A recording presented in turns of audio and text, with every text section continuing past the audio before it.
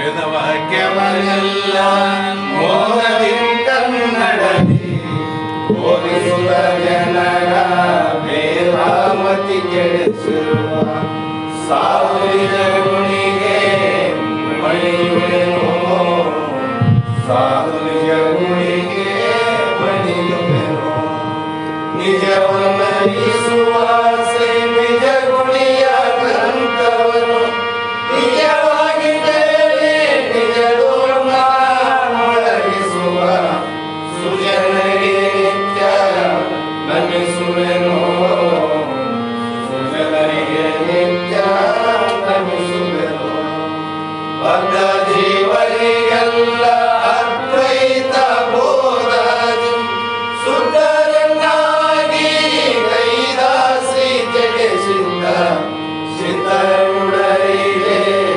ನಂದನಪ್ಪೆ ಸಿದ್ಧರುಡರಿಗೆ ನಂದನಪ್ಪೆ ಬಾಳ ಬಲವೇ ವೇದಾಂತಕ್ಕೆ ಸರಿ ಬಾಳ ಗಚ್ಚನೆ ಕೇಳುವ ತನಕ ಬಾಳ ಕೂದಲೆಂಬವೇ ಶಾಸ್ತ್ರವೆಂಬುವ ನದಿಗಳು ಬಾಳ ಶಕ್ತಿಯ ಶುಭಗತ್ಯನೆ ಬಾಳ ಕೇಳಿದ ಬಳಿಕ ಕೂಗವು ಬಾಳ ಕೇಳಲು ಬೇಕು ವೇದಾಂತೆಂಬ ಶಾಸ್ತ್ರವನ್ನು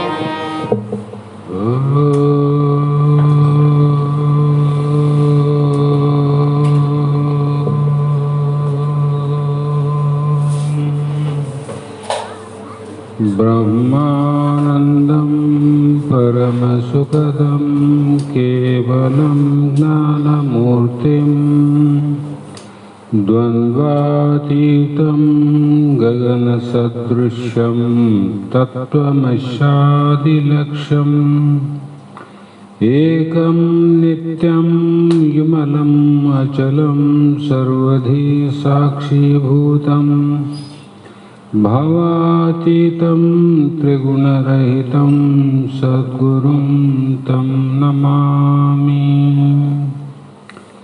ಸಿದ್ಧ ಸದ್ಗುರುಪಾದಾಬ್ಜಂ ಜನನೇ ಜನಕಸ್ತತಃ ತತ್ವೋಪದೇಶಕರ್ತಾರಂ ನತ್ವಾ ಭಕ್ತಿಪುರಸ್ವರಂ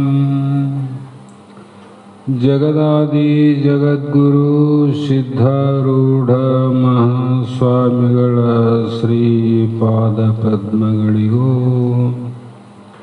ಆರೂಢ ಜ್ಯೋತಿ ಶಿವಪುತ್ರ ಮಹಾಸ್ವಾಮಿಗಳ ಶ್ರೀಪಾದಗಳಿಗೂ ಶ್ರೋತ್ರಿಯ ಬ್ರಹ್ಮನಿಷ್ಠ ಬ್ರಹ್ಮಲೀನ ಸದ್ಗುರು ಬಸವಾನಂದರ ಚರಣ ಕಮಲಗಳಿಗೂ ಅನಂತ ದೀರ್ಘ ದಂಡ ಪ್ರಣಾಮಗಳನ್ನು ಸಮರ್ಪಿಸುತ್ತ ಸದ್ಗುರು ಸಿದ್ಧಲಿಂಗಪ್ಪ ತಾತ ಕಪಗಲ್ ಇವರನ್ನು ಮನದೂಳು ಧ್ಯಾನಿಸುತ್ತ ತಮ್ಮೆಲ್ಲರಿಗೂ ವಂದಿಸುತ್ತ ಈ ದಿನ ಶ್ರೀಮನ್ ನಿಜಗುಣ ಯೋಗಿಗಳು ರಚಿಸಿದಂಥ ಪರಮ ಅನುಭವ ಬೋಧೆ ಎನ್ನುವ ಗ್ರಂಥದ 6ನೆಯ ಸಂಧಿ 17ನೆಯ ಸೂತ್ರದ 6ನೆಯ ನುಡಿ ಇಂದಿನ ಆಧಾರದ ವಿಷಯವಾಗಿದ್ದು, ಈ ಸೂತ್ರದಲ್ಲಿ ನಿನ್ನೆ ಹೇಳಿದ ಪ್ರಕಾರ ಭಕ್ತಿ ಮಾತ್ರವನ್ನು ಮಾಡಿದೊಡೆ ಕೇಳು ಅಂಗನೆ ಮುಕ್ತಿಯನ್ನು ಒಲಿದು ಈಶ ಈವನು ಅಂದರೆ ಆ ಭಗವಂತನೇ ನೀ ಇದ್ದಲ್ಲಿಗೆ ಬಂದು ನಿನಗೆ ಮುಕ್ತಿಯನ್ನು ಪ್ರಾಪ್ತಿ ಮಾಡುತ್ತಾನೆ, ಕೊಡುತ್ತಾನೆ. ಕಾರಣ ಭಕ್ತಿ ಮಾತ್ರ. ಭಕ್ತಿ ಇಲ್ಲಂದರೆ ನೀನು ಆತ ಇದ್ದಲ್ಲಿಗೆ ಹೋದರೂ ಕೂಡ ಮುಕ್ತಿ ಆಗೋದಿಲ್ಲ, ಆತ ನಿನ್ನಲ್ಲಿಗೆ ಬಂದರೂ ಕೂಡ ಮುಕ್ತಿ ಆಗೋದಿಲ್ಲ. ಅದಕ್ಕಾಗಿ ಭಕ್ತಿ ಎನ್ನುವುದು ಬಹಳ ಶ್ರೇಷ್ಠವಾದದ್ದು.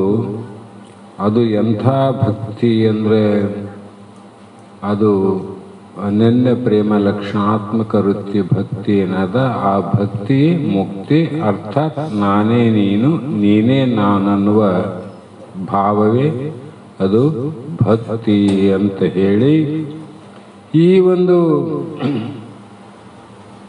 ಪರಮಾತ್ಮನಲ್ಲಿ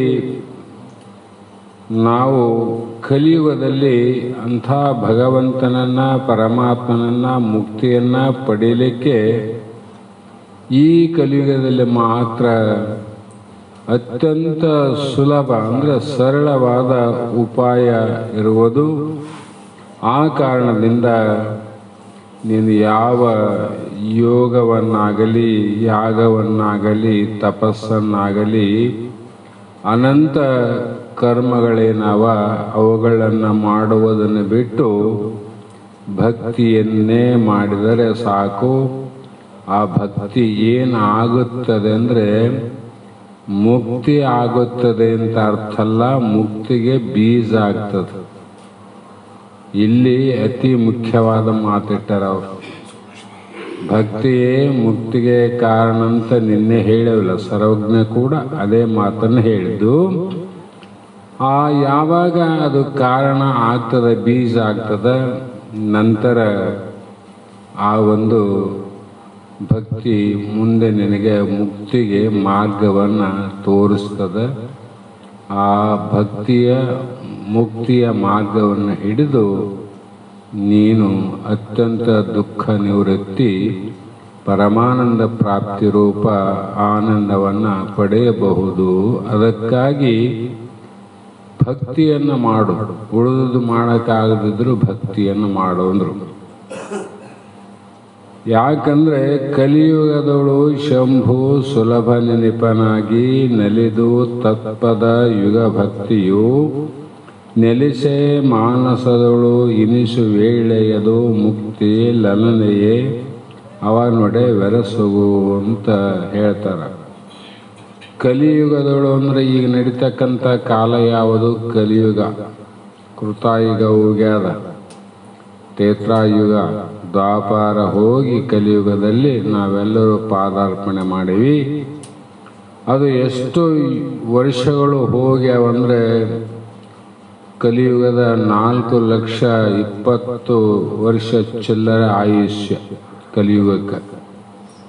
ಆದರೆ ಈಗ ನಡೆದದ್ದು 5,000 ವರ್ಷ ದಾಟಿರಬಹುದು ಅಂತ ಅಂದಾಜು ಮಾಡ್ಯಾರ. ಬರೀ 5,000 ಕಳೆದವಷ್ಟೇ.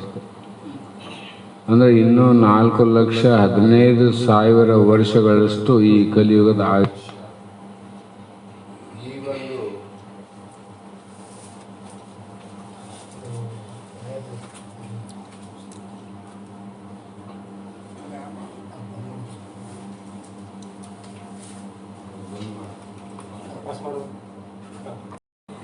ಅರ್ಥಾತ್ ಈ ಕಲಿಯುಗದ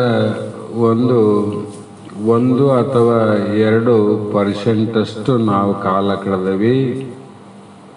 ಇಷ್ಟರಲ್ಲೇ ಈ ಜಗತ್ತಿನ ಹಿಂದಿನ ಕೃತಾಯುಗ, ತ್ರೇತಾಯುಗ, ದ್ವಾಪಾರ ಯುಗದ ಧರ್ಮ ಕರ್ಮಗಳ ಭಾಗವನ್ನು ಲೆಕ್ಕ ಮಾಡಿದರೆ ಇದು ಬಹಳ ರೋಮಾಂಚಕವಾದಂಥ ಆಶ್ಚರ್ಯಕರವಾದಂಥ ಮುಂದಿನ ಕಲಿಯುಗದಲ್ಲಿ ಬರತಕ್ಕಂಥ ದಿನಗಳು. ಆ ಕಾಲಜ್ಞಾನದ ಪ್ರಕಾರ ನೋಡಿದ್ರೆ ಮೈ ಜುಮ್ ಮನಸ್ಸು ಏನೇನು ನಡೀತದ ಜಗತ್ತಿನಲ್ಲಿ ಅನ್ನುವಂಥದ್ದ ಕಾಲಜ್ಞಾನ ಹೇಳ್ಯಾರ ಅವರು.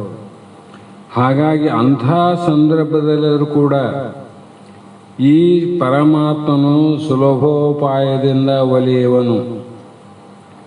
ಎಷ್ಟು ಬಹಳ ಅಧರ್ಮ, ಅನ್ಯಾಯ, ಅನೀತಿ, ನಾನಾ ರೀತಿ ತಾಂಡವಾಡರು ಕೂಡ ಆ ಪರಮಾತ್ಮ ಕಲಿಯುಗದಲ್ಲಿ ನಿನಗೆ ಸುಲಭಾನ.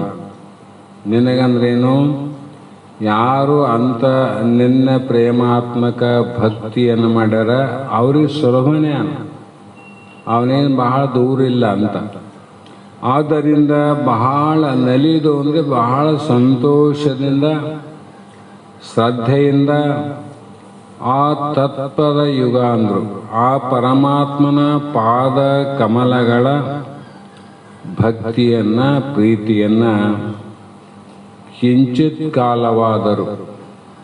ಅದೆಷ್ಟು ಸುಲಭ ಹೇಳ್ತಾರಂದ್ರೆ, ನಿನಗೆ ಒಂದು ದಿನದ 12 ತಾಸು ಹಗಲಿನಲ್ಲಿ, 12 ತಾಸು ರಾತ್ರಿಯಲ್ಲಿ, 24 ಗಂಟೆಯ ಮಧ್ಯದಲ್ಲಿ ಸ್ವಲ್ಪ ಕಿಂಚಿತ್ ಕಾಲ, ಸ್ವಲ್ಪ ಸಮಯವಾದರೂ ಕೂಡ ಆ ಶಂಭುಲಿಂಗನ ಚರಣಾರವಿಂದಗಳಲ್ಲಿ ಭಕ್ತಿ ಮಾತ್ರದಿಂದ ಮಾಡಿದೊಡೆ ಮುಕ್ತಿ ಎಂಬ ಶ್ರೀಯಳು ಬಂದು ಭಕ್ತನೆಂಬುವರನ್ನು ತಾನಾಗಿ ವರಿಸುವಳು ಅಂದರೆ ಕೈ ಹಿಡಿಯುವಳು.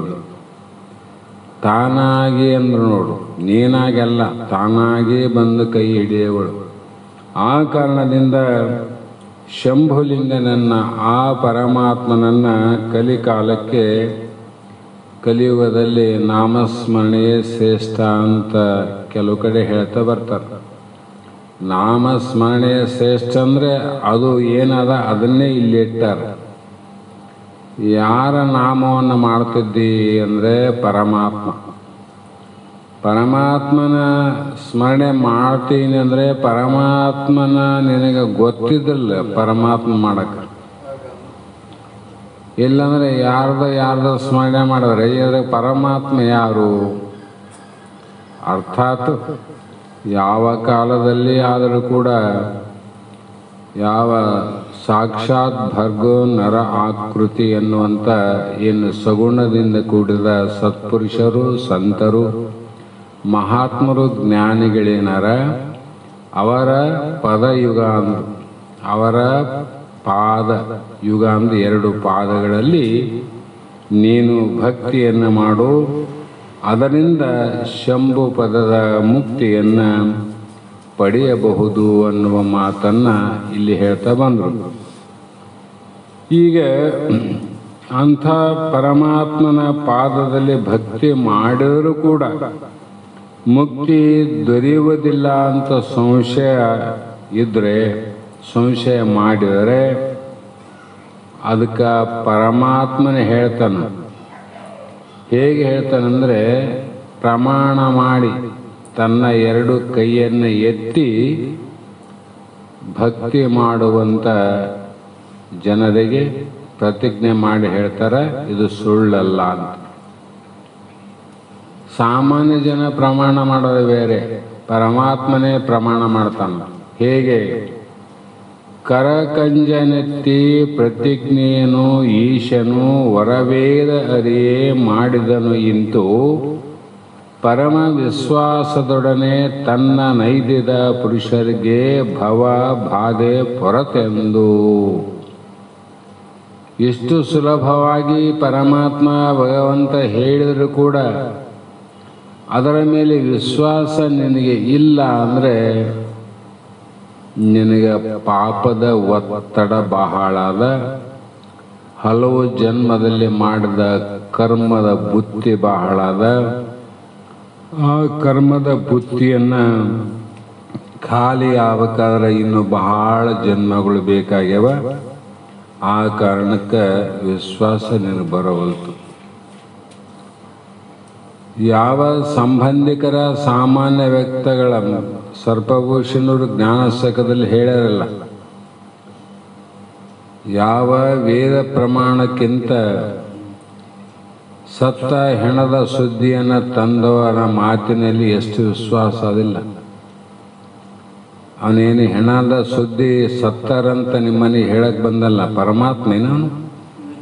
ಶರಣರು ಬಂದರೇನು, ಸಂತರು ಬಂದರ, ಮಹಾತ್ಮರು ಬಂದರ, ಯಾರು ಅಲ್ಲ. ಅವರು ಸಾಮಾನ್ಯವಾಗಿರ್ತಕ್ಕಂಥ ಒಬ್ಬ ವ್ಯಕ್ತಿ ಮನೆ ಮುಂದೆ ಬಂದು ನಿಮ್ಮ ಸಂಬಂಧಿಕರು ನಿನ್ನೆ ಇಂಥವರು ದೇಹ ಬಿಟ್ಟಾರ ಅಂತ ಸುದ್ದಿ ಕೇಳಿದ ತಕ್ಷಣ ವಿಶ್ವಾಸ, ಗಾಢವಾದ ವಿಶ್ವಾಸ ಅದನ್ನು ಸ್ವಲ್ಪ ಏನಾದರೂ ಅನುಮಾನ ಅದ, ಅನುಮಾನ ಇಲ್ಲ. ನೀನು ನೋಡಿದ್ದೇನು ಸತ್ತದ್ದು ಇಲ್ಲ, ಅದೂ ಇಲ್ಲ. ಸುದ್ದಿ ತಂದವನು ಕೇಳ್ರಿ ಯಾವಾಗ ಸತ್ತ ಏನಾಗಿತ್ತಂದ್ರೆ ಅವನು ಹೇಳ್ತಾನ ನಾನು ನೋಡಿಲ್ಲ, ಗೌಡ ಬಂದು ರೋಡಿಗೆ ನಿಂತಿದ್ದೆ, ಹೋಗಿ ಹೇಳಿ ಬಾಪ ಅಂದ, ಸುದ್ದಿ ತಗೊಂಡು ಬಂದಿನಿ ಅಂತ ಅವನು ಹೇಳ್ದ. ಸುದ್ದಿ ತಂದವನು ನೋಡಿಲ್ಲ, ನೀನು ನೋಡಿಲ್ಲ. ಎಷ್ಟು ವಿಶ್ವಾಸ ಮಾಡಿ ನೀನು ಗಾಢವಾದ ನಂಬಿಕೆ ಅಲ್ಲದೆ ಉಳಿದವರನ್ನು ಕೂಡ ನಂಬಿಸಿ ಟುವಲ್ ಹಾಕ್ಕೊಂಡು ಗಾಡಿ ತಗೊಂಡು ಹೋದದ್ದೆ, ಕಾಯಿ ಉನ್ನಿಕೆಟ್ಟು ತಗೊಂಡು. ಅಂದರೆ ಹೆಣದ ಸುದ್ದಿ ತಂದವನ ಮೇಲೆ ಇಷ್ಟು ವಿಶ್ವಾಸ ಅದ. ಶರಣದ ಸುದ್ದಿಯನ್ನು ಹೇಳುವಂಥ ಪರಮಾತ್ಮನ ಮಾತಿನಲ್ಲಿ ವಿಶ್ವಾಸ ಇಲ್ಲ ಅಂದರೆ ಇದರ ಪರಮಾತ್ಮ ದೊಡ್ಡವನಂತಿದ್ದು, ಹೆಣದ ಸುದ್ದಿ ತಂದವನು ದೊಡ್ಡವನಂತಿದ್ದು. ವಿಚಾರ ಮಾಡ್ರಂತಾರೆ ಅವರು, ಯಾಕಂದ್ರೆ ಸಾಮಾನ್ಯ ಅಲ್ಲ ಇದು. ಆ ಕಾರಣ ಇಲ್ಲಿ ಕರಕಂಜನೆತ್ತಿ ಅಂತ ಹೇಳಿದ್ರೆ ತನ್ನ ಕೈಗಳನ್ನು ಎತ್ತಿ, ಪ್ರತಿಜ್ಞೆ ಅಂದರೆ ಪ್ರಮಾಣವನ್ನ ಈಶನು ವರವೇದ ಅರಿಯೇ ಅಂದ್ರವರು. ವೇದಗಳಲ್ಲಿ ಸಾಮಾನ್ಯ, ಮಧ್ಯಮ, ಉತ್ತಮ ಅಂತಾವ. ವರವೇದ ಅಂದ್ರವರು.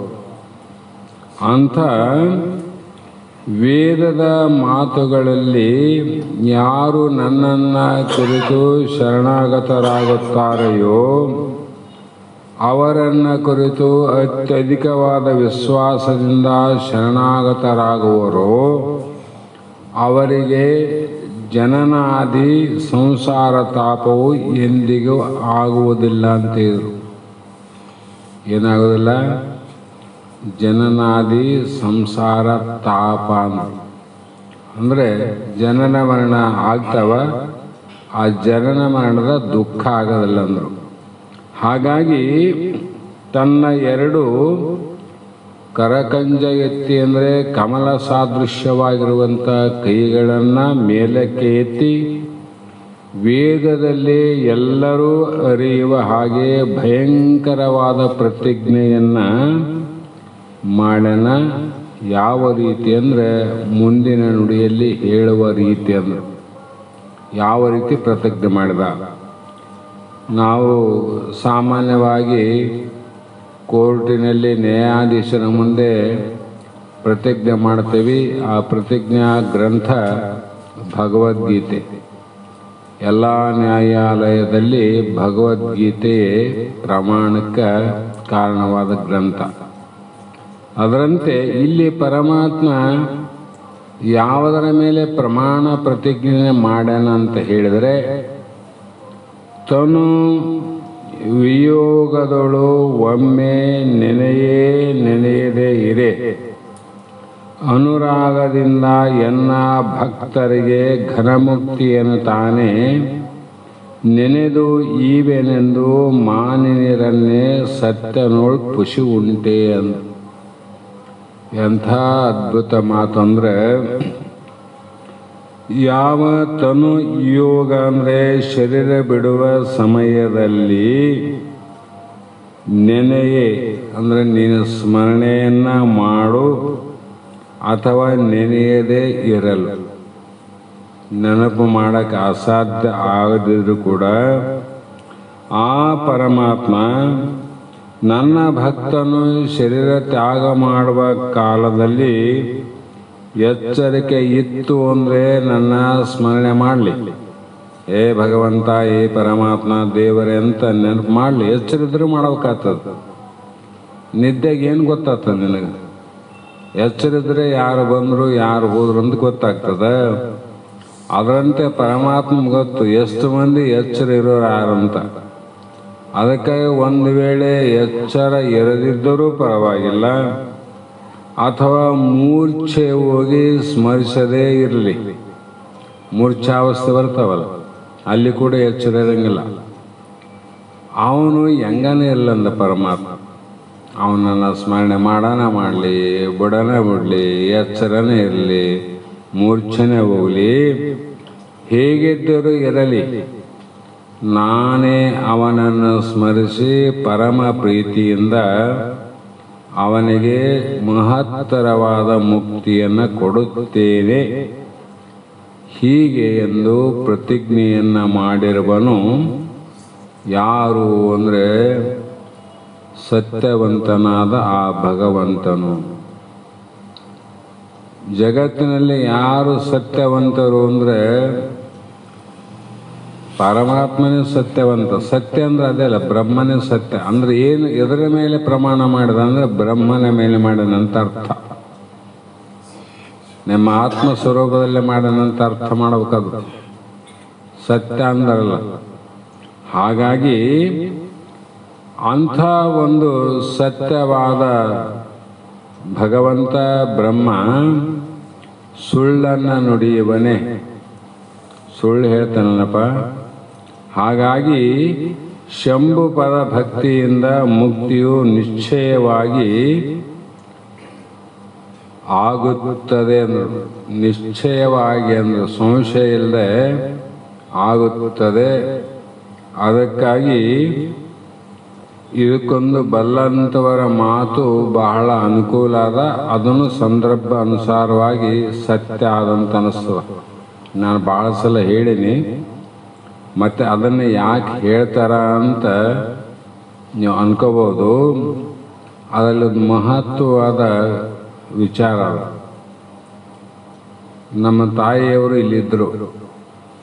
ಇದ್ದಂಥ ಸಂದರ್ಭದಲ್ಲಿ ಅವರಿಗೆ ಕೆಲವು ಕಾರಣದಿಂದ ಸಾಮಾನ್ಯ ಒಂದು ದೇಹ ದೃಷ್ಟಿಯಿಂದ ಆಸ್ಪತ್ರೆಗೆ ಅಡ್ಮಿಟ್ ಮಾಡಿದ್ದೀವಿ. ಆ ಸಂದರ್ಭದಲ್ಲಿ 2-3 ದಿನ ಆದ ಮೇಲೆ ಇಲ್ಲಿಯ ವೈದ್ಯರು ಹೇಳಿದರು, ಇಲ್ಲ ರಾಯಚೂರಲ್ಲಿ ಹಾರ್ಟ್ ಸ್ಪೆಷಲಿಸ್ಟು ದೇವರಾಜ ನೆರವಿ ಅಂತ ಒಬ್ಬರೇ ಇದ್ರು ಅವಾಗ. ಅದು ಫಸ್ಟ್ ಟೈಮ್ ಬಂದಿದ್ದ ಮುಗಿಸಿ. ಆ ನೆರವಿ ಡಾಕ್ಟರ್ನ ಕರೆಸಿ ಒಂದು ಸಲ ಚೆಕ್ ಮಾಡಿಸೋಣ, ಆಮೇಲೆ ಮುಂದೆ ಏನಾದರೂ ನೋಡೋಣ ಅಂತ ಹೇಳಿದಾಗ ಸರಿ ಅಂತ ಅವರೇ ಫೋನ್ ಮಾಡಿ ಕರೆಸಿದ್ರು. ಆವಾಗ ಆತ ಕಾರು ತಗೊಂಡು ಇಲ್ಲಿ ಬಂದು ನೋಡಿ ಹೋದ್ರೆ ಬರೀ 300 ರೂಪಾಯಿ ಅವ್ರ ಚಾರ್ಜ್. ಈಗ ಆಸ್ಪತ್ರೆಯಲ್ಲಿ ಬರೀ ದೀದಿ ಅಂತಾರಲ್ಲ ಅವ್ರ ಸಿಸ್ಟರಿಗೆ ಹಾಕ್ತಾರೆ 300 ರೂಪಾಯಿ, ಒಂದು ರೌಂಡಿಗೆ 300 ರೂಪಾಯಿ. ಅಲ್ಲೇ ಹಾಸ್ಪಿಟಲಲ್ಲಿ ಹಿಂಗೆ ಬಂದು ನೋಡಿದ್ರೆ 300. ಆವಾಗ ನನಗೆ ನೆನಪಾದ 300 ರೂಪಾಯಿ ಕೊಟ್ಟಿವಿ ನಾವು. ಅವರು ಬಂದು ನೋಡಿ ಹೇಳಿದಾತ, ಇಲ್ಲ ಸ್ವಲ್ಪ ಬ್ಲಡ್ ರಕ್ತದ ಅಂಶ ಕಡಿಮೆ ಇದೆ, 1 ಯೂನಿಟು ರಕ್ತ ಕೊಟ್ಟರೆ ಎಲ್ಲ ಸರಿ ಹೋಗ್ತದೆ, ಅಂಥದ್ದೇನು ದೊಡ್ಡ ಗಾಬರಿ ಆಗ್ತಕ್ಕಂಥದ್ದು ಇಲ್ಲ ಅಂತ. ಆಯಿತು ಅಂತ ಹೇಳಿದ್ವಿ. ಆಮೇಲೆ ಮರುದಿನ ಅವ್ರ ಟೆಸ್ಟ್ ಆಯಿತು. ಅದು ಕತೆ ಇರಲಿ. ಆಕೆ ಇರುವಾಗ ನಾವು ಭಾಳ ಸಲ ಹೇಳ್ತಿದ್ರು. ಅವರೆಲ್ಲ ಒಂದು ರೀತಿ ಅವ್ರು ಹೇಗಿದ್ರು ಅಂತ ಈಗ ನಮಗೆ ಅನ್ನಿಸ್ತದ. ಅವ್ರು ಹೇಗಿದ್ರು, ವೃತ್ತಿ ಹೇಗಿತ್ತಂತ. ಆವಾಗ ಒಂದು ಮಾತು ಇಲ್ಲೇ ಇದ್ದಾಗ ಹೇಳಿದ್ರು ಅವರು, ನೋಡ್ತಮ್ಮ, ಯಾವುದೋ ವಿಚಾರ, ಇದೇ ವಿಚಾರ ಮಾಡ್ತಿಲ್ಲ ಆಕೆ, ಬೇರೆ ವಿಚಾರ ಮಾಡ್ತಿದ್ದಿಲ್ಲ. ತಮ್ಮ, ಇದು ಮನಸ್ಸು ಅನ್ನುವಂಥದ್ದು, ಸಂಸಾರ ಬಂಧ ಅನ್ನುವಂಥದ್ದು ಸಾಮಾನ್ಯ ಅಲ್ಲ.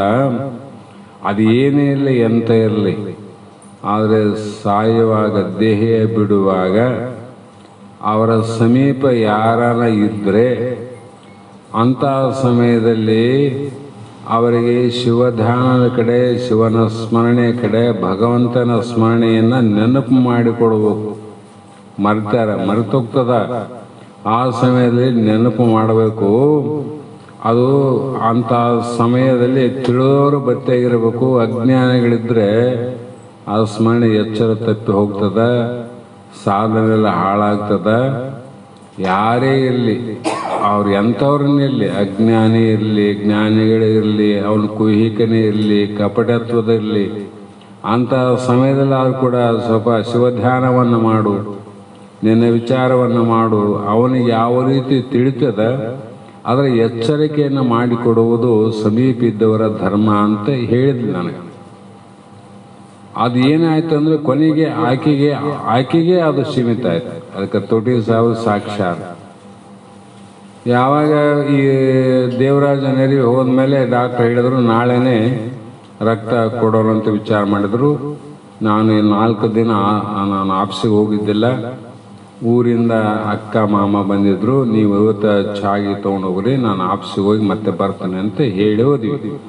ಅದಕ್ಕಿಂತ ಮುಂಚೆ ರಾತ್ರಿ 9:30 10 ಗಂಟೆವರೆಗೂ ನಾವು ಸಾಹೇಬರು ಕುಂತ ಬಂದೀವಿ ಆಸ್ಪತ್ರೆಯಲ್ಲಿ. ನಡ್ರಪ್ಪ ಸಮಯ ಆಯಿತು ಅಂತ ಹೇಳಿದ್ಮೇಲೆ ಹೇಳಿ ಕೇಳಿ ಬಂದ್ವಿ. ಇವ್ರೇನು ಮಾಡ್ಯಾರ, ಬೈರಿ ಅಂತ ರಕ್ತ ಚೆಕ್ ಮಾಡಿದ್ದ. ಆ ಬೈರಿ ಅಲ್ಲಿಗೆ ಕರ್ಕೊಂಡು ಹೋಗ್ಯಾರ. ಹೋದ್ಮೇಲೆ ಅವನು ಭಾಳ ಪರಿಚಯ ಬೈರಿ ಅಂತ. ಸ್ವಲ್ಪ ಆಧ್ಯಾತ್ಮಿಕ ವಿಚಾರ ನಮ್ಮದು ಅಂತ ಗೊತ್ತಿತ್ತು. ಏನವೇ ಮುದುಕಿ, ಈ ವಯಸ್ಸಿನಲ್ಲಿ ಮಗನ ರಕ್ತ ಬೇಕಾಗಿದೆ ನಿನಗಂತ ಹೇಳ್ಬಿಟ್ಟ. ನಾವು ರಕ್ತ ಚೆಕ್ ಮಾಡಕ್ಕೆ ಹೋದ್ರೆ, ಈ ವಯಸ್ಸಿನಲ್ಲಿ ಮಗನ ರಕ್ತ ಬಯಸಿದ್ದೆ ನೀನು ಅಂತ ಸಹಜವಾಗಿ.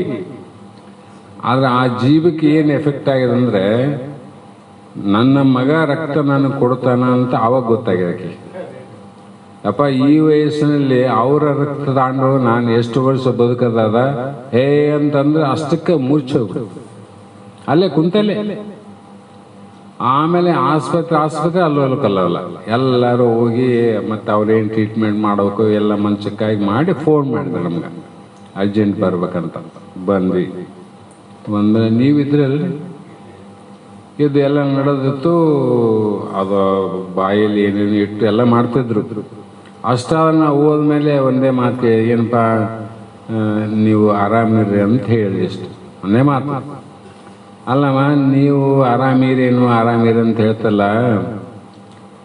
ನೀನು ಯಾರ ವಿಚಾರ ಏನು ಮಾಡಬೇಕು ಅದನ್ನು ಬಿಟ್ಟು ನಮ್ಮ ಆರಾಮ ಬಗ್ಗೆ ನೀ ಕೇಳ್ತಲ್ಲ, ಅದೇನಮ್ಮ ನಾವೆಲ್ಲರೂ ಆರಾಮಿರ್ತೀವಿ. ನಿನ್ನ ವಿಚಾರ, ನಿನ್ನ ಧ್ಯಾನದ ಕಡೆ ನೀನು ಲಕ್ಷ್ಯ ಕೊಡಮ್ಮ, ಈ ಕಡೆ ಬರಬಾರ್ದು ಅಂದಾಗ ಬೇಸ ನೆನಪು ಮಾಡಿ ನೋಡಪ್ಪ ಅಂತ ಇಷ್ಟೇ ಒಂದೇ ಮಾತಾಡಲ್ಲ. ಅವಾಗ ದೇಹ ಕಲಾಸ್ ಪ್ರಾಣ ಹೋಗಿ.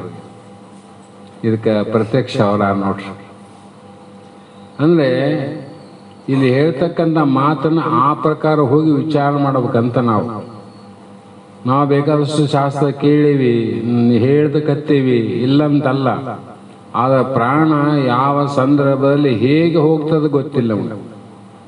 ಆ ಕಾರಣದಿಂದಲೇ ಯಾರೇ ಪ್ರಾಣ ಹೋಗಲಿ ಅಂಥ ಸಮಯದಲ್ಲಿ ನೀವು ಯಾರಿದ್ರೂ ಕೂಡ ಏನು ಮಾಡ್ಬೇಕಂದ್ರೆ ಅದರ ಸ್ವರೂಪದ ಕಡೆ, ಇಲ್ಲ ಪರಮಾತ್ಮನ ಕಡೆ, ದೇವರ ಕಡೆ ಲಕ್ಷ್ಯ ಕೊಡ್ರಿ. ಧ್ಯಾನದ ಕಡೆ ಲಕ್ಷ್ಯ ಕೊಡುವಂಥ ಲಕ್ಷ್ಯಕ್ಕೆ ಹಚ್ಚಿ ಬಿಡಬೇಕು. ಅದು ಎಷ್ಟು ಕೆಲಸ ಮಾಡ್ತದೆ. ಪರಮಾತ್ಮ ಪ್ರತಿಜ್ಞೆ ಅವಾಗ ಸತ್ಯ ಆಗ್ತದೆ. ಅಂತಿಮ ಕಾಲದಲ್ಲಿ ಎಂತ ನೆನೆವನು ಅಂತಾಗಿ ಪುಟ್ಟುವಂತಾದಲ್ಲ. ಆ ಕೊನೆ ಕ್ಷಣದಲ್ಲಿ ಆ ಭಗವಂತನ ಪರಮಾತ್ಮ ಆತ್ಮನ ನೆನಪು ಮಾಡಿದ್ರೆ ನೀ ದೇವರಾಗೆ ಹುಡ್ತಿದ್ದಿ. ಇನ್ನೇನ ದೇವರಾದ್ಮೇಲೆ ಏನಾದ ನಿನಗೆ? ದೇವರಾದಿಲ್ಲ, ಅಲ್ಲಿ ಜನನಿಲ್ಲ, ಮರಣ ಇಲ್ಲ ಅಂತ ಆ ಭಾವದಿಂದ ಒಳಗುಟ್ಟಿನಿಂದ ಮಹಾತ್ಮ ಹೇಳ್ತಾರೆ. ಯಾಕಂದ್ರೆ ಅನಿಮಿತ್ಯ ಬಂಧು ದಯಾಳು ಶಂಕರನು ಈಶನು ಅನಗನು ಆ ಆನಂದ ವಾರಿಧಿ ತನ್ನ ನೆನಹು ಮಾತ್ರದಳು ಮುಕ್ತಿಯನು ಈವನೆಂದು ಸಜ್ಜನರು ನಂಬಿಯದು ಸುಸ್ಥಿರವಾಗಿ. ಸ್ವಲ್ಪ ಮನಸ್ಸಿನಲ್ಲಿ ಚೂರು ಕೂಡ ಅಲುಗಾಡದ ಸಂಶಯವನ್ನು ಮಾಡಕೋಬೇಡಂದ್ರು. ಮನದೋಳು ನಮ್ಮನ್ನು ಹಾಳು ಮಾಡದೇ ಮನಸ್ಸೇ, ನಮ್ಮನ್ನು ಹರಿಸೋದು ಮನಸ್ಸೇ. ಮನಹೇವ ಮನುಷ್ಯಾಣಂ ಕಾರಣಂ ಬಂಧ ಮೋಕ್ಷ. ಆ ಮನಸ್ಸು ಭಗವಂತರ, ಸಜ್ಜನರ, ಮಹಾತ್ಮರ ಮಾತುಗಳನ್ನು ಅತ್ಯಂತ ವಿಶ್ವಾಸ ಮಾಡಿದರೆ ಏನು ಮಾಡ್ತದ ಅಂದರೆ ಕಾರಣ ಬಿಡುಗಡೆಗೆ ಕಾರಣ ಮಾಡ್ತದ. ಅಲ್ಲಿ ಮನಸ್ಸು ಒಂಚೂರು ಸಂಶಯ ಮಾಡಿದ್ರೆ ಬಂಧನಕ್ಕೆ ಕಾರಣ ಆಗ್ತದೆ. ನಮ್ಮನ್ನು ಯಾರು ಬಂಧನ ಮಾಡ್ಯಾರ? ನಮ್ಮನ್ನು ಯಾರು ಬಿಡುಗಡೆ ಮಾಡ್ಯಾರ? ನಮ್ಮ ಮನಸ್ಸೇ ನಮ್ಮ ಬಂಧನಕ್ಕೆ ಕಾರಣ ಆಗ್ಯದ. ನಮ್ಮ ಮನಸ್ಸೇ ನಮ್ಮ ಬಿಡುಗಡೆಗೆ ಕಾರಣ ಆಗ್ತದ. ಅದಕ್ಕೆ ಅನಿಮಿತ್ಯ ಬಂಧು ದಯಾಳು ಅಂದ್ರು. ಜಗತ್ತಿನಲ್ಲಿ ಅನಿಮಿತ್ಯ ಬಂಧು ಯಾರು ಅಂದರೆ ಪರಮಾತ್ಮ ಒಬ್ಬನನ್ನು ಬಿಟ್ಟು ಎಲ್ಲರೂ ನಿಮಿತ್ತ ಬಂಧುಗಳೇ. ಯಾರನ್ನ ವಿಚಾರ ಮಾಡ್ರಿ, ಎಲ್ಲರೂ ನಿಮಿತ್ತ. ಒಂದೊಂದು ಕಾರಣದಿಂದ, ಒಂದೊಂದು ಗುರಿಯಿಂದ ನಾವು ಪ್ರೇಮವನ್ನು ಇಟ್ಟಂಥ ವ್ಯಕ್ತಿಗಳು. ಆದರೆ ಭಗವಂತ ಮಾತ್ರ ಅವನಿಗೆ ನಿಮಿತ್ತವನ್ನಿಲ್ಲ. ಪರಮಾತ್ಮ ನಿಮಗೇನಾಗಬೇಕಪ್ಪ? ಜಗದ್ಗುರುಗಳವರೆಗೂ ಋಷಿಗಳವರೆಗೂ ನಾವು ಒಂದೊಂದು ಕುಲ ಗೋತ್ರ ಅವೆಲ್ಲ ಹಿಡ್ಕೊಂಡ್ರೆ ಅವರಿಗೂ ಕೂಡ ಬಿಟ್ಟಿಲ್ಲ ನಮಗೆ. ಇಂಥ ಗೋತ್ರದವರು, ಇಂಥ ಕುಲದವರು, ಇಂಥ ಪೀಠಕ್ಕೆ ನಾವು ಸಂಬಂಧಪಟ್ಟವರು, ನಾವು ಶ್ರೀಶೈಲ ಪೀಠದ ಭಕ್ತರು, ನಾವು ಕಾಶಿ ಪೀಠದ ಭಕ್ತರು. ಇವು ನಿಮಿತ್ತ ಆಯ್ತಲ್ಲ, ಇದು ನಿಮಿತ್ತನೇ. ಆದರೆ ಪರಮಾತ್ಮ ಯಾವ ಪೀಠದವನು, ಯಾವ ಕುಲದವನು, ಯಾವ ಜಾತಿಯವನು, ಅದಕ್ಕೆ ಅನಿಮಿತ್ಯ ಅಂದ್ರು. ನಿಮಿತ್ತ ಒಂದಿಲ್ಲ. ಆ ನಿಮಿತ್ತ ಒಂದೂ ಕಾರಣ ಇಲ್ಲದ ಕಾರಣ ಜಗತ್ತಿನ ಸರ್ವ ಜೀವಿಗಳಿಗೆ ಇವತ್ತಿಗೂ ಕೂಡ ಆ ಪರಮಾತ್ಮನಲ್ಲಿ ಪ್ರೇಮ ಯಾರಿಗೂ ಕಡಿಮೆ ಆಗಿಲ್ಲ. ನಿಮಿತ್ತ ಇಲ್ಲಲ್ಲ. ಇವು ನಿಮಿತ್ತ ಏನಾಗ್ತಾವಂದ್ರೆ, ಈಗ ನಿಮಿತ್ತ ಅಂದ್ರೆ ಸಹಜ ವಿಚಾರ ಮಾಡಮ್ಮ. ನಮ್ಮನೆಗೆ ಇನ್ನೊಂದು ಮನೆಗೆ ಬೇಗಿಸ್ತಾನಾಗ್ಯದ, ಒಂದು ಕನ್ಯೆಯನ್ನು ನಾವು ತಗೊಂಡ್ವಿ ಅಥವಾ ಇನ್ನೊಂದು ರೀತಿಯಿಂದ ಅವ್ರು ನಾವು ಸಂಬಂಧಿಕರಲ್ಲ. ಎಷ್ಟು ದಿನ ಆ ಹುಡುಗಿ ನಮ್ಮನೆಗೆ ಇರತಾನ, ಆ ಹುಡುಗಿ ಏನಾನ ಆಗಿ ಯಾವುದೇ ಕಾರಣದಿಂದ ಬಿಡುಗಡೆ ಆದರೆ ನಮ್ಮ ಸಂಬಂಧ ಬಿಡುಗಡೆ ಆಗ್ತಾವ. ಅದೇ ಸಂಬಂಧಕ್ಕೆ ಆ ಹುಡುಗಿಗೆ ಏನು ಸಂಬಂಧ ಅಂದರೆ, ಆ ಹುಡುಗಿಯಿಂದ ಸಂಬಂಧ ಆಗ್ಯದ ನಮಗೆ. ಆ ಹುಡುಗಿ ಕಾರಣ, ಆಕೆ ಇದ್ದರಿಂದ ನಾವ್ಯಾರು ನೀವ್ಯಾರು ಅಂತೀವಿಲ್ಲ. ಇದಕ್ಕೆ ನಿಮಿತ್ತ ಅಂತೀವಿ. ಅದರಂಗೆ ಪರಮಾತ್ಮ ಅನಿಮಿತ್ತ ಯಾರ ಮನೆಯನ್ನು ಕನ್ಯೆ ಕೊಟ್ಟಿಲ್ಲ, ಯಾರಿಂದ ತಗೊಂಡಿಲ್ಲ, ಯಾರ್ದೇನು ಕೇಳಿಲ್ಲ, ಕೊಟ್ಟಿಲ್ಲ. ಹಾಗಾಗಿ ಆ ಒಂದು ನಿಮಿತ್ತ ಇಲ್ಲದೆ ಆಪ್ತನಾಗಿರುವನು ಪರಮಾತ್ಮ. ನಿಮಿತ್ತವೆಂದಿಲ್ಲದ ಬಂದವನು. ಆಮೇಲೆ ದಯಾಳು ಅಂದರೆ ಅಪಕಾರವನ್ನು ಮಾಡಿದವನು ಕೂಡ ಅವರ ಅಪಕಾರವನ್ನು ನೆನೆಯದೆ ಲೆಕ್ಕಿಸದೆ ಉಪಕಾರವನ್ನು ಮಾಡುವಂಥ ಗುಣವುಳ್ಳವನಿಗೆ ದಯಾ ಸಿಂಧು ಅಂತ. ತನ್ನ ದುಃಖವನ್ನು ಕಳೆದುಕೊಳ್ಳಲಿಕ್ಕೆ ಪರಮಾತ್ಮ ಏನಾದ ಸಣ್ಣ ಪ್ರಯತ್ನ ಮಾಡೇನೇನು? ಏನಾದರೂ ಸಣ್ಣ ಪ್ರಯತ್ನ ಇಲ್ಲ. ತನಗ ದುಃಖ ಇಲ್ಲ, ತನಗ ಪ್ರಯತ್ನ ಇಲ್ಲ.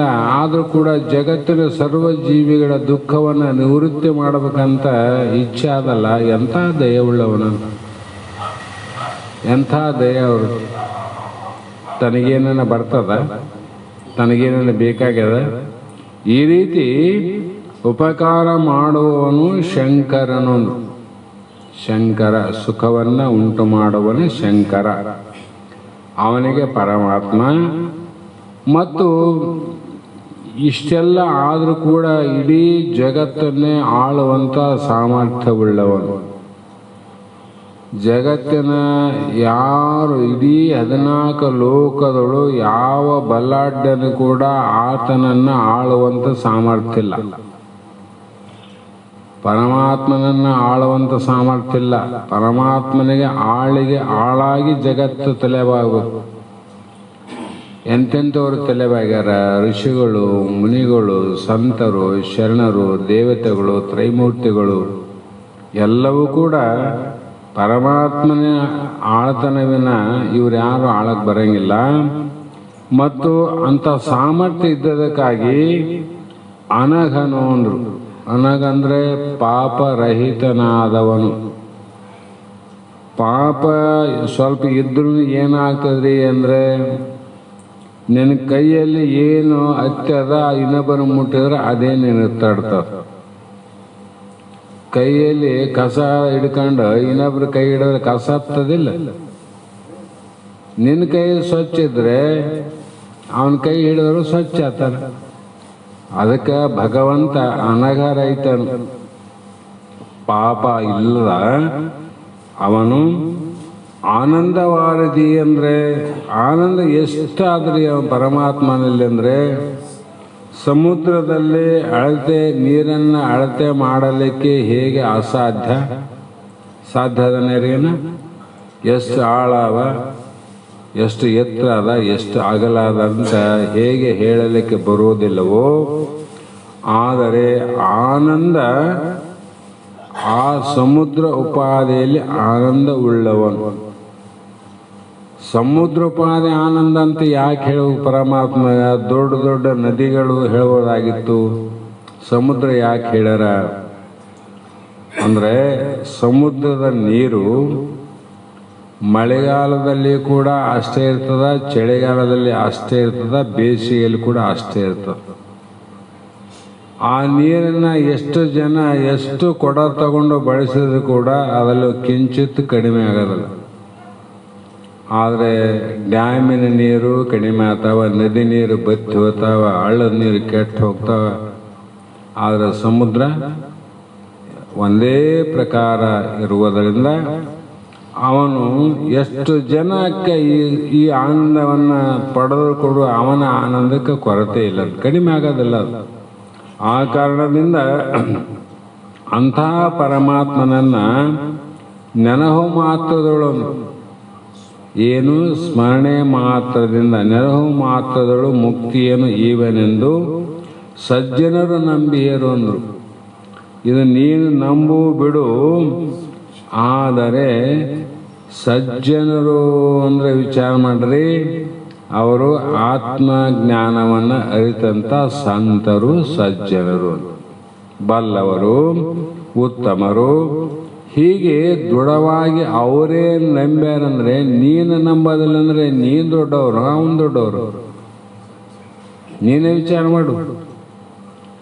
ಬೆಳಗ್ಗೆದ ಮೇಲೆ ಅವ್ರು ದೊಡ್ಡವನಂತ ಎಲ್ಲ ಮಾಡ್ತೀವಿ, ಆದರೆ ಅವನ ಮಾತು ಮಾತ್ರ ನಂಬೋದಿಲ್ಲ ಅಂದರೆ ನಿನ್ನ ಮಾತಿಗೆ ಮನಸ್ಸಿನಲ್ಲಿಕ್ಕೆ ಏನದ ಅದಕ್ಕೆ ಅವ್ನು ಫಲ ಕೊಡ್ತಾನೆ ವಿನ ನಿನ್ನ ಮಾತಿಗೆಲ್ಲ, ನಮ್ಮ ಮಾತಿಗೆಲ್ಲ, ನಮ್ಮ ಶರೀರನ ಮಾಡಿದಂಥ ಭಕ್ತಿಗೆಲ್ಲ.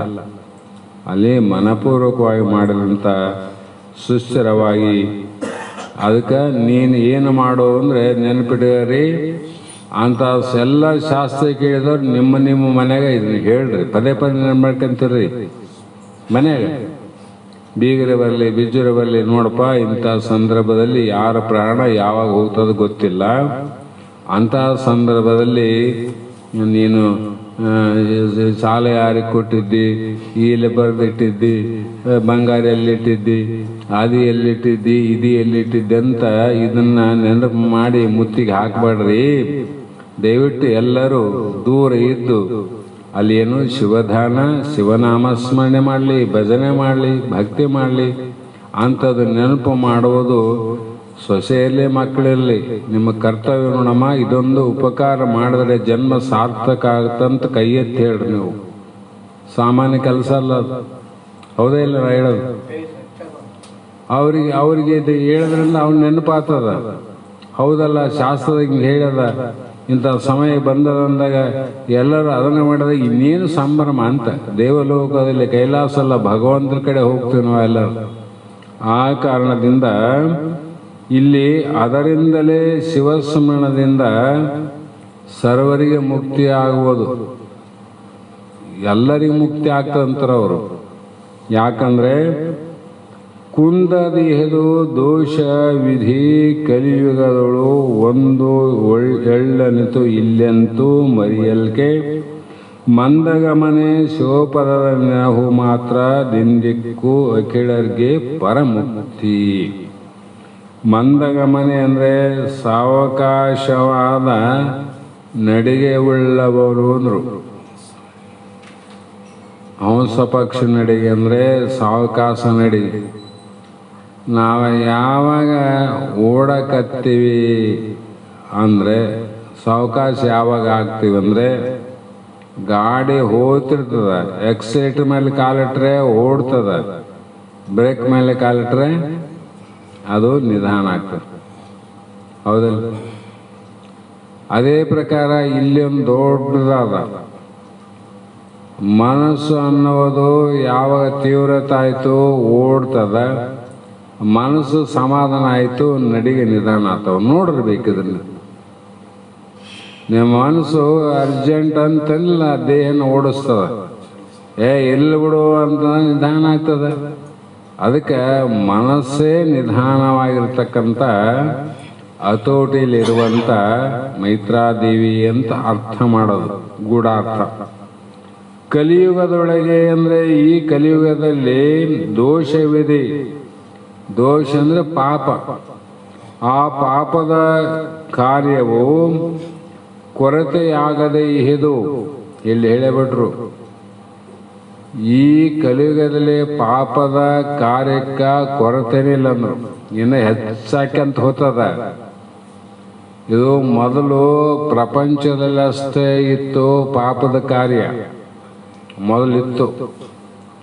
ಪಾರಮಾರ್ಥದಲ್ಲಿ ಪುಣ್ಯ ಕಾರ್ಯ ಇತ್ತು. ಈ ಕಲಿಯುಗದಲ್ಲಿ ಏನಾಗಿದೆ, ಉಲ್ಟಾಗ್ಯದ. ಈ ಪುಣ್ಯ ಕಾರ್ಯದಲ್ಲಿ ನೆಪದಲ್ಲಿ ಕೂಡ ಪುಣ್ಯ ಕಾರ್ಯದಲ್ಲಿ ಕೂಡ ಪಾಪದ ಕಾರ್ಯ ಜರುಗ್ತಾವ. ಅಂದ್ರೇನು, ಇದಕ್ಕೆ ಪಾಪವನ್ನ ತಡಿಲಿಕ್ಕೆ ಸಾಧ್ಯ ಇಲ್ಲ. ಕಲಿಯುಗ ಬಹಳ ಮುಂದೆ ಹೋಗ್ಯದ, ತಾಂಡ ಆಡ್ತದ ಪಾಪ.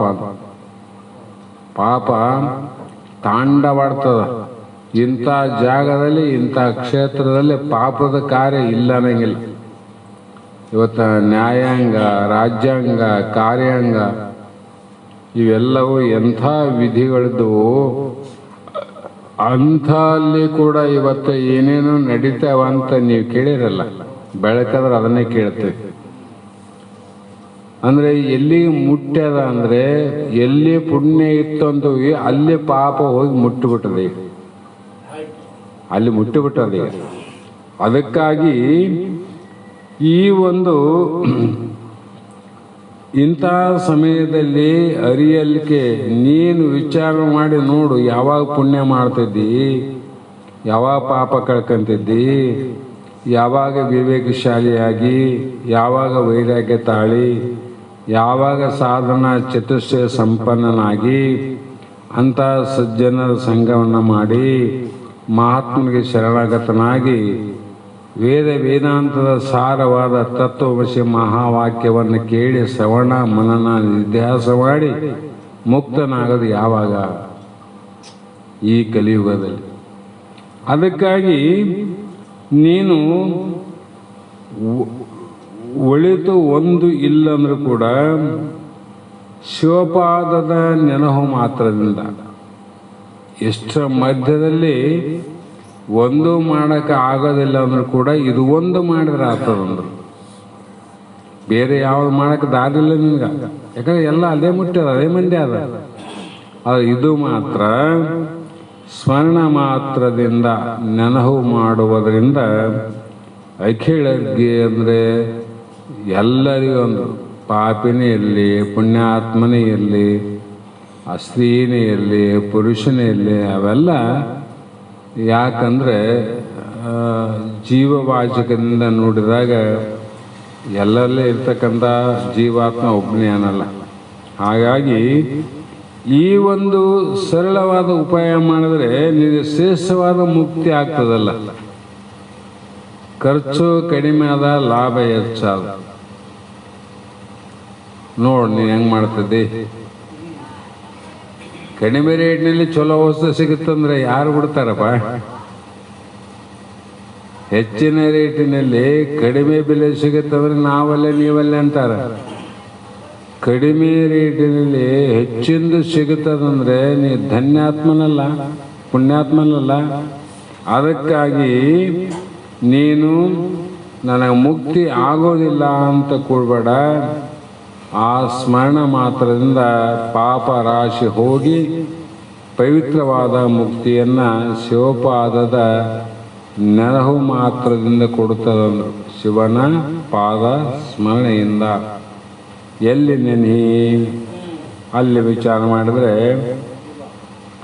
ಅದೇನಾದಲ್ಲ, ಎಲ್ಲಿ ಶೋಭಿಸಿದೆ ಅದು? ಶರಣ ಜನರ ಸದೌನಲ್ಲಿದು ಪರಿಶೋಭಿಸುತ್ತೆಯದು ನಿನ್ನ ಪಾದ ದಿವ್ಯ ಪಾದ. ಮತ್ತೆ ಎಲ್ಲಿಗೆ ಹೋಗಂತ ಕೇಳಿದ್ರು ಅವರು. ಆ ಪಾದ ನೋಡ್ಬೇಕು, ಮತ್ತೆ ಅಲ್ಲಿಗೆ ಹೋಗ್ಬೇಕು. ಹಾಗಂದ ಶಂಭು ಪದ ಏನಾಯಿತು, ಭಕ್ತಿಯಿಂದಲೇ ಮುಕ್ತಿ ಆಗುತ್ತೆ ಅಂತ ಯಾರಿಗೆ ನಂಬ್ಯಾರ ಅವನಿಗೆ ಮಾತ್ರ ಮುಕ್ತ ಆಗ್ತಾರಂತ ಕೈ ಎತ್ತಿ ಹೇಳ್ತಾರೆ ಅವರು. ಕಾರಣ ಅದರಿಂದ ಆ ಭಕ್ತಿ ಸ್ಮರಣೆ ನೆನಹೋದಿಂದ ಶಂಭು ನಿಜಮುಕ್ತಿ ಪದ ನೀವುದು ತತ್ವಬಹುದಾಗಿ ಆ ಪರಮಾತ್ಮ ಸಕಲ ಜೀವಿಗಳಿಗೆ ಲೇಸನೆ ಬಯಸುವನೇ ಭಗವಂತ ಪರಮಾತ್ಮ. ಸರ್ವೇ ಜನ ಸುಖಿನೋ ಭವಂತು. ಪರಮಾತ್ಮನನ್ನು ಬಿಟ್ಟರೆ ನನ್ನವರು ಬೇಸರಲ್ಲೇ ಉಳಿದವರು ಹಾಳಾಗಲೆಂಬರೆ ಇದು ದೇವತೆಗಳಲ್ಲೂ ಆದ ರಕ್ಕಸರಲ್ಲೂ ಆದ ಗುಣ. ಅದಕ್ಕಾಗಿ ಪುರಾಣ ಕೇಳಿದಾಗ ಅಂತಂಥ ಕಾರ್ಯ ಯಾಕಾದವು? ಅವ್ರಿನ ಎಲ್ಲರೂ ನನ್ನಂಗೆ ಸುಖವಾಗಿರೋವಂತ ಆದೇನು? ಅಲ್ಲಿಂದ ಇಲ್ಲದ್ಮೇಲೆ ಈಗ ಎಲ್ಲರೂ ಬೇಸಿರಮ್ರಿ ಅಂದರೆ ಹೆಂಗಾಗ್ತದೆ? ಬೇಸಿರಕ್ಕೆ ಬರಂಗಿಲ್ಲ. ಬೇಸಿವೆ ಅಂತ ಹೇಳಿದ್ರೆ ಅದು ಏನೋ ಕುಟಿಲತ್ವ ಅಂತ ಅರ್ಥ. ಕುಟಿಲ. ಆದರೆ ಆ ಶಂಭು ನಿಜಮುಕ್ತಿ ಪದ ನೀವುದು ಸತ್ಯಬಹುದಾಗಿ ಎಂದರು. ನಿಜಮುಕ್ತಿ ಅಂದ್ರೆ ಏನು? ನಿನ್ನ ಸ್ವರೂಪ ಸಾಕ್ಷಾತ್ಕಾರದ ದೃಢಜ್ಞಾನ ಅಂದರು. ನಮ್ಮ ಸ್ವರೂಪ ಏನದ? ನಾವೆಲ್ಲರೂ ಆತ್ಮಸ್ವರೂಪ ಬ್ರಹ್ಮಸ್ವರೂಪ. ಆತ್ಮಸ್ವರೂಪ ಬ್ರಹ್ಮ ಅಂದ್ರೇನು? ಜನನ ಮರಣ ಹುಟ್ಟು ಸಾವು ಇಲ್ಲದಂಥವರೇ ನಾವಿದ್ದೀವಿ. ಅದಕ್ಕೆ ಬ್ರಹ್ಮನನ್ರಿ, ದೇವರಂತನನ್ರಿ, ಪರಮಾತ್ಮ ಅನ್ರಿ. ನಮಗೆ ಯಾವ ದುಃಖ ಅದ? ಜನನ ಮರಣ ದುಃಖವೇ ಅತ್ಯಂತ ದುಃಖ. ಈ ದುಃಖ ಸಾಮಾನ್ಯರಿಂದ ಶ್ರೇಷ್ಠರಾಗಿರ್ತಕ್ಕಂಥ ಎಲ್ಲರಿಗೂ ದುಃಖ ಉಂಟು, ಜ್ಞಾನಿಗಳನ್ನು ಬಿಟ್ಟು ಅಂತ. ಜ್ಞಾನಿಗಳನ್ನು ಬಿಟ್ಟು, ಅವತಾರ ಪುರುಷರನ್ನು ಬಿಟ್ಟು, ಜಗತ್ತಿನಲ್ಲಿ ಏಕಚಕ್ರಾಧಿಪತಿ ಈ ಜಗತ್ತನ್ನೇ ಒಬ್ಬನ ಆಳ್ತಾನಂದ್ರೂ ಕೂಡ ಅವನಿಗೂ ಕೂಡ ಈ ದುಃಖ ಹೆಚ್ಚಾದ. ಅವರಿಗೆ ದೊಡ್ಡವರಿಗೆ ಹೆಚ್ಚು ದುಃಖ, ಸಣ್ಣವ್ರಿಗೆ ಏನಾದ್ರು ಏನು ಬಿಡೋದು? ಅಲ್ಲಿ ಗುದ್ಲಿ ಸಲಿಕೆ ಸಣ್ಣವ್ರನ್ನ ಚೌಪಡಿ ಬಿಟ್ಟು ಹೋಗಿಬಿಡ್ತೀವಿ ನಾವು. ಇಷ್ಟೇ ಅಲ್ಲ. ಆ ದೊಡ್ಡವರು ಏಕಚಕ್ರಾಧಿಪತಿ ಇಡೀ ಜಗತ್ತನ್ನೇ ಆಳುವಂಥ ಒಬ್ಬ ಸಾಮ್ರಾಟನಿಗೆ ಈ ಜಗತ್ತು ಭೋಗ ಭಾಗ್ಯ ಎಲ್ಲವನ್ನ ಬಿಟ್ಟು ಹೋಗ್ಬೇಕಾದ್ರೆ ಅವನಿಗೆ ಎಷ್ಟು ಕಷ್ಟ ಆಗುತ್ತಂದ್ರೆ ಹೇಳತೀರೋದು ಇಷ್ಟೇ ಅಂತ ಹೇಳಕ್ ಬರಂಗಿಲ್ಲ. ಹಾಗಾಗಿ ಈ ಕಾರಣದಿಂದ ಏನು ಮಾಡು ಅಂದರೆ ಪೊದುಳದಿಂದ ಅನ್ಯವ ನಡೆಸದೆ ಆ ಒಂದು ಸತ್ಯವಾದ ಮಾತಿನಲ್ಲಿ ಸಂತೋಷದಿಂದ, ಆನಂದದಿಂದ, ಪ್ರೇಮದಿಂದ ಪರಮಾತ್ಮನಲ್ಲಿ ಭಕ್ತಿಯನ್ನು ಮಾಡು, ಬೇರೊಂದನ್ನು ಇಚ್ಛಿಸಬೇಡ. ಅದಕ್ಕೆ ಹೇಳೋದು, ಬೇರೆ ಅಲ್ಲಿ ಯಾವುದು ಇಚ್ಛೆ ಅಪೇಕ್ಷೆ ಇರಬಾರ್ದು. ಅವರು ಪಾಪ ನೀನು ಶಾಸ್ತ್ರ ಕೇಳಿ ಇವತ್ತು ಹೇಳಿದಂಗೆ ಎಲ್ಲರ ಮನೆಗೆ ಹೇಳಿರಿ, ಇಲ್ಲ ಅಂತಲ್ಲ. ಪ್ರಾಣ ಹೋಗೋ ಸಂದರ್ಭ ನಮಗೂ ಬರ್ತದೆ, ಎಲ್ಲರಿಗೂ ಬರ್ತದೆ. ಅವರು ನೆನಪು ಮಾಡಿದ್ರಪ್ಪ, ಯಜಮಾನ ಹಂಗಲ್ಲ, ದಾರಿ ತಪ್ಪಿದ್ದೆ, ಈ ಕಡೆ ಹೋಗು, ನೀನು ಯಾರು, ನಿನ್ನ ಸ್ವರೂಪ ಏನು ವಿಚಾರ ಮಾಡು ಅಂದಾಗ ನಿನಗೆ ಮಾಡೋಕ್ಕಾಗಲ್ಲ. ಅದು ಅವ್ರಿಗೆ ಬರೀ ಮತ್ತೆ ಅದೇ ಎತ್ತು ಬಾರಿಗೆ ತಿಂತ ನೋಡು, ಅಲ್ಲಿ ಎತ್ತು ಬಾರಿಗೆ ತಿಂತ ಅವನು ನೋಡು, ಹಂಗ ನೆನಪಾದ್ರೆ ಏನು ಮಾಡ್ತಾನೆ? ಅದಕ್ಕಾಗಿ ಎರಡೂ ಕೂಡಬೇಕಲ್ಲ.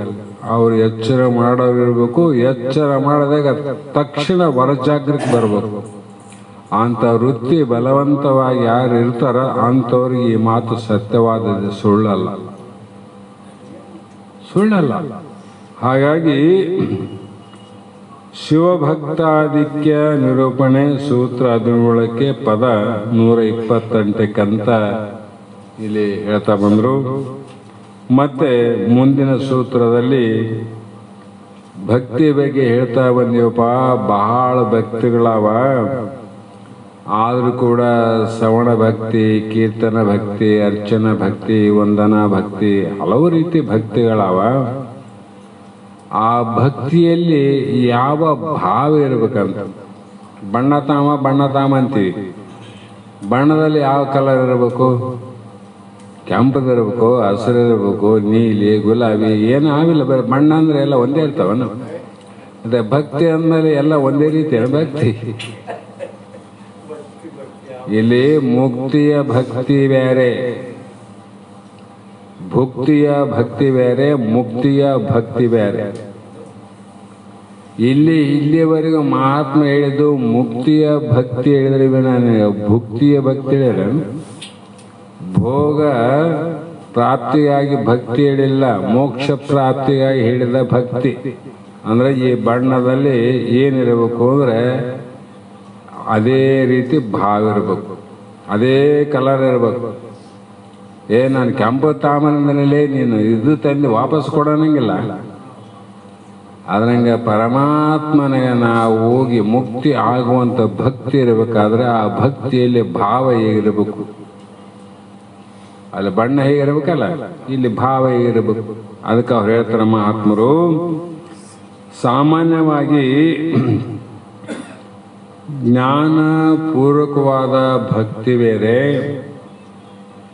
ಜ್ಞಾನೋತ್ತರ ಕಾಲದಲ್ಲಿ ಆಗುವಂಥ ಭಕ್ತಿಗಳು ಬೇರೆ.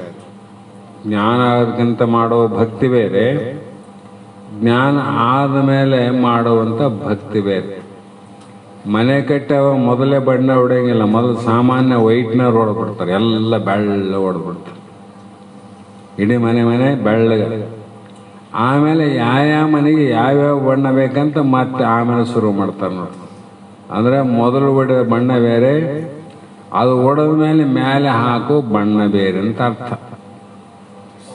ಸರಳ ತಿಳಿತದೆ ಅಂತ ಹೇಳಕತ್ತೀನಿ ನಾನು.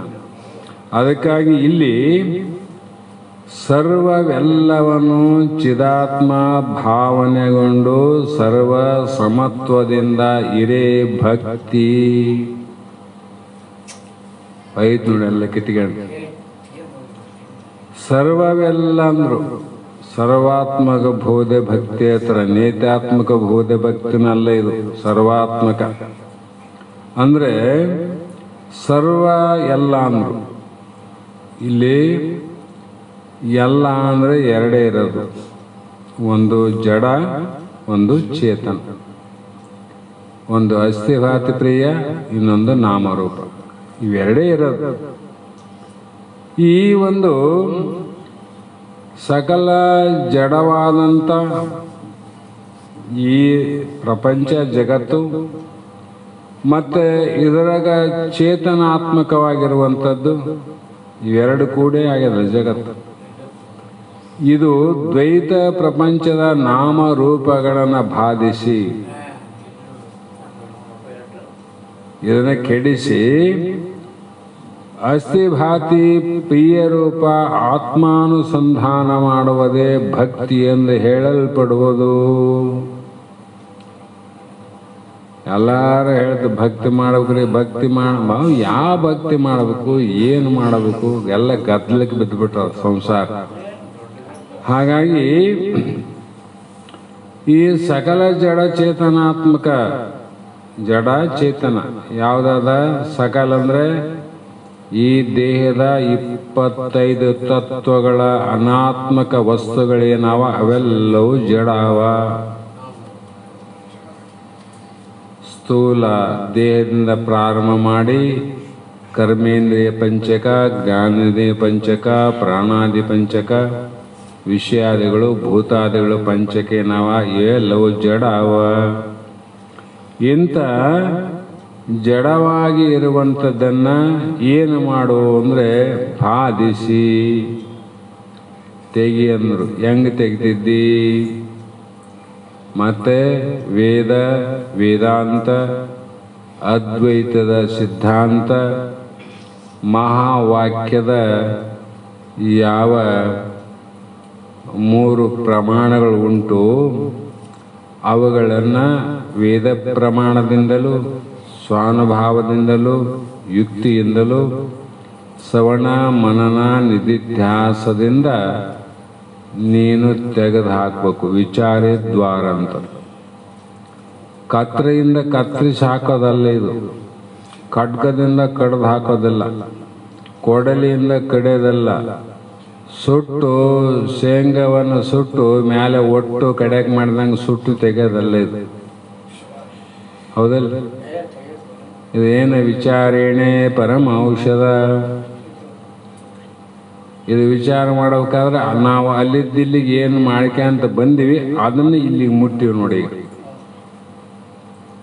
ಬದ್ದವ್ರಿಗೆ ಸಾಧ್ಯ ಆಗ್ತದು.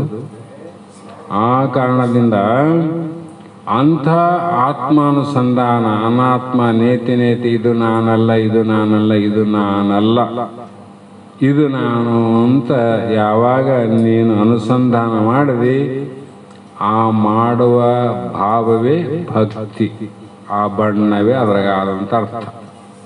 ಭಕ್ತಿಯಲ್ಲಿ ಏನದ ಆತ್ಮಾನುಸಂಧಾನ ಆದಂಥ ಅರ್ಥ. ಹೀಗೆ ಮಹಾತ್ಮರು ಮುಂದೆ 18ನೇ ಸೂತ್ರದ ಒಂದು ನುಡಿ ಆಯಿತು. ಇಲ್ಲಿಗೆ ಸಮಯ ಆದ ಕಾರಣ ಇವತ್ತಿನ ಮಂಗಲ ಕಾರ್ಯ ಮುಗಿದ ನಂತರ ಶಾಸ್ತ್ರದ ವಾಕ್ ಪುಷ್ಪಗಳನ್ನು ಸದ್ಗುರು ಪಾದಕ್ಕೆ ಸಮರ್ಪಿಸಿ ನಾವು ನೀವೆಲ್ಲರೂ ಧನ್ಯರಾಗೋಣ ಅನ್ನೋ ಮಾತನ್ನು ಹೇಳಿ ಮಂಗಲವನ್ನು ಪ್ರಾರಂಭ ಮಾಡಿರಿ. ಮಂಗಲಂ ಗುರು ಶಂಕರಾನಂದ ಮಹಾಭಕ್ತಾರುಂದ ಸಂಗ ಶರಣರ ನಿಜದ ಆನಂದ. ಮಂಗಲಂ ಗುರು ಶಂಕರಾನಂದ ಭಕ್ತವೃಂದ ಸಂಗ ಶರಣರ ನಿಜದ ಆನಂದ.